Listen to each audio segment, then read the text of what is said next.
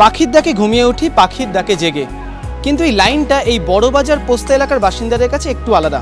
তাদের কাছে ট্রাকের ডাকে ঘুমিয়ে উঠি, ট্রাকের ডাকে জেগে। নিত্যদিন এই ট্রাকের আওয়াজ, সেখানে জিনিসপত্র ওঠানো নামানো, আর এই গোটা পরিবেশটাই এবার পোস্তার দর্পনারায়ণ ঠাকুর স্ট্রিটের পুজোর থিম। শিল্পী রয়েছেন আমাদের সঙ্গে, দেবতোষ কর, আপনার সঙ্গে দিয়ে জেনে নেব যে কি থাকছে এবছর ভাবনায়। ভাবনা বলতে আমার যখন প্রথম আসলাম এখানে জায়গাটা দেখতে, এসেই দেখলাম যে ট্রাক জিনিস উঠছে নামছে, এই জিনিসটা দেখলাম। দেখার পরে মনে হলো যে এই জিনিস দিয়ে নিয়েই তো একটা ভালো খেলা যায়। তাই খেলা শুরু। ট্রাকের মধ্যে অনেক ডিজাইন ড্রয়িং করা থাকে, সেইগুলিকে নিয়ে, এবং তারপরে আমাদের এখানে বস্তা আছে, বস্তা উঠছে নামছে, সেই বস্তাগুলি দিয়ে অনেক ডিজাইন ফর্মের যাচ্ছি আমরা একটা। এইভাবে পুরোটা নিয়েই মাকে সাজানো হচ্ছে।